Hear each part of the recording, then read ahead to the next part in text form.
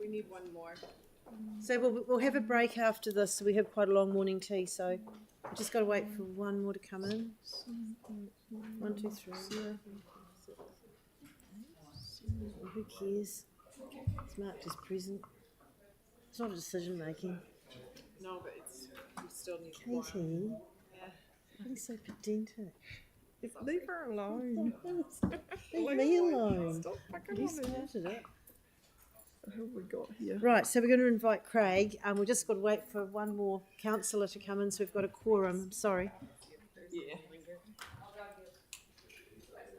Thank you. How far do you have to go?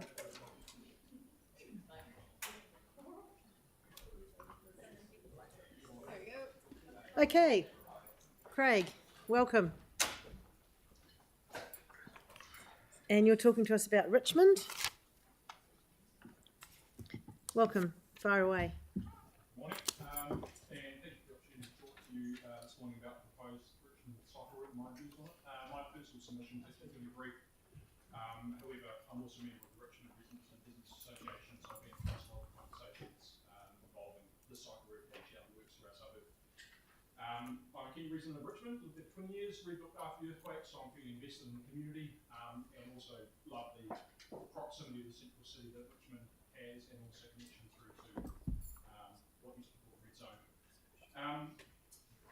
Bit of a history of where I got involved with this. 2018, a number of residents met with council staff to voice concern at the time over roading and drainage issues following the earthquake. It's a fairly old suburb with a lot of older systems underneath that you can't see. And because of all the tributaries that run through the area, there's a lot of rivers that converge. There was a lot of damage to underground systems and roading. Out of that, there was a few of us that came together as part of the Richmond Business Association, Residents and Business Association, and have been working on a number of those issues with the council, sort of looking at priorities and keeping a bit of traction with that work. As part of that work, what was born out of that was the idea of actually a cycle route as well, but not doing it ad hoc, but actually doing it as part of a system view across the suburb. So rather than trying to retrofit something in, we've looked at, where can we do a safe commuter route through the suburb that's actually off the main roads like Hills Road and North Parade. And this was sort of naturally where things sort of fitted, cutting across from the bottom left-hand corner of Richmond up to the Palms. And yeah, sort of diving in and out around different streets, but the idea being it's on quieter streets where you don't have as much through traffic. Much of the cycle route already lies across routes that people have been using, and we'll utilise locations that are also being planned for future rebuild and repair work. For example, we've got pending work about to happen in Nichols and Dudley Streets, which is where the cycle route is proposed to go, and there's also work that's been proposed with crowdfunding for safe speed communities, looking at traffic calming measures, crossings and things, which cycleways we utilise. A number of those used to exist before the earthquake, but they were ripped out as part of the skirt work and never replaced. So this is actually getting us back to where we used to be with some of that work. We've also recently had the road speeds reduced from 50 to 30 kilometres an hour. As you know, if you halve the road speeds, it's about a quarter the amount of energy, stopping distance is less, so actually everything works well in terms of being conducive to supporting cycling. So in a way, much of this work isn't about retrofitting something in, it's actually about looking at an existing road, not in a piecemeal fashion, but looking at it as a system. So system-based approach to planning, not trying to do things in a piecemeal fashion.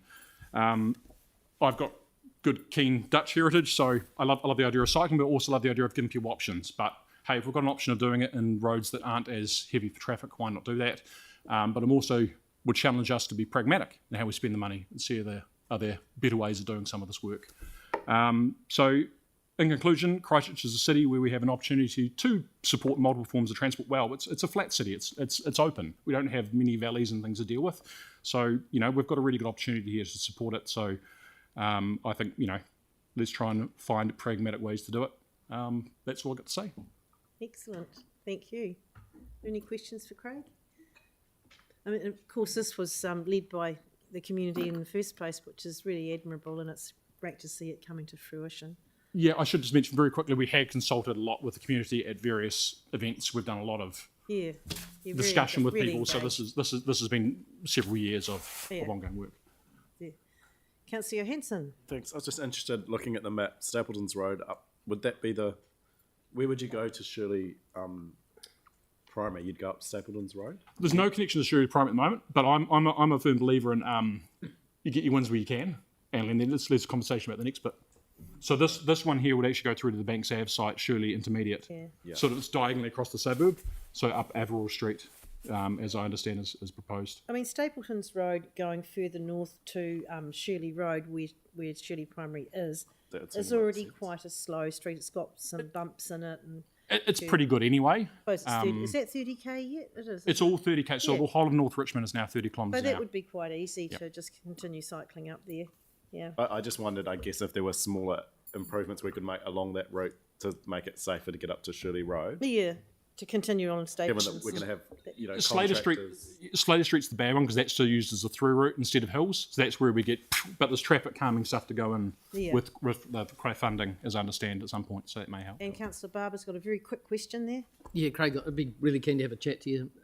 I cycle up through there all the time, so it'd be good to share, some of your wisdom, Yeah, cool. if you're cool with that. So I'll give you my contact details.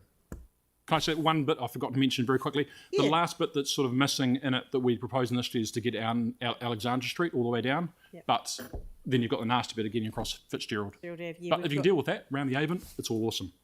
It's easy. Yeah, we've got that bit noted as well, and that's cool. preferred connection to the city. So thank you. Excellent. Brilliant. Thank you. Thanks for coming in, Craig.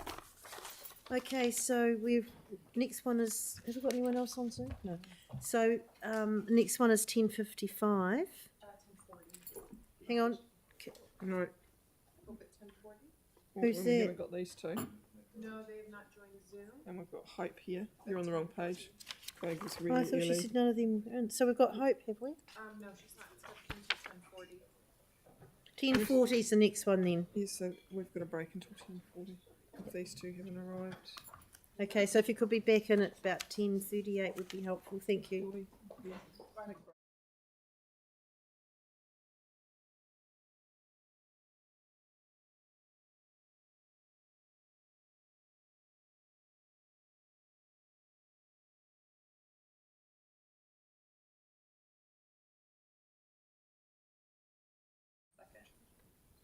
They might have a break. We've still got those two that haven't.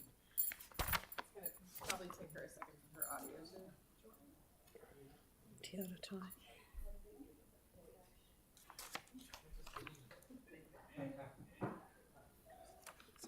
It's got a bit chopped around now. Yeah.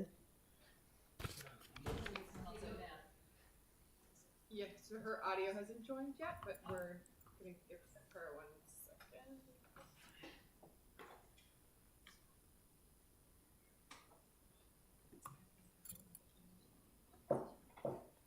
I'm gonna have to message her to get her to join.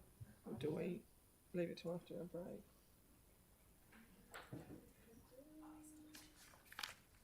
Unless, can you ask her to join by audio? She might be able to hear. Do you mean Uh, Hope, if you're there, can you please join by audio? Here she comes. Thank you. Coming in now. 23, 26, 70, yeah, you're right. She's joined audio, so she should. Okay, you're on, Hope? Oh, Yep, you fire go. away. hear me? Yep. Yep, go.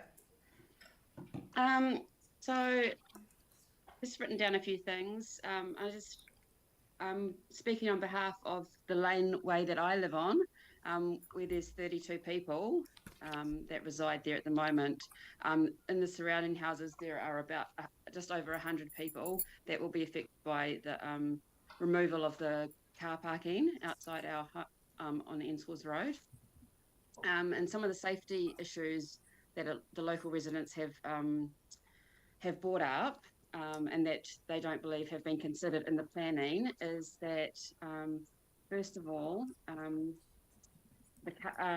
when the car parks have been removed, people will begin to park on our laneway.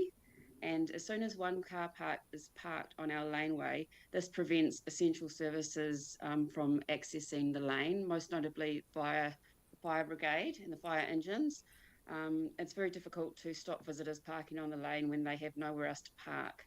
And that's really probably one of the biggest things in putting our lives and our properties at risk, because our essential services can't be reached because of the car parks being taken away. Also, there is minimal car parking on our laneway and individual properties. So there's not much car parking on our lane to begin with.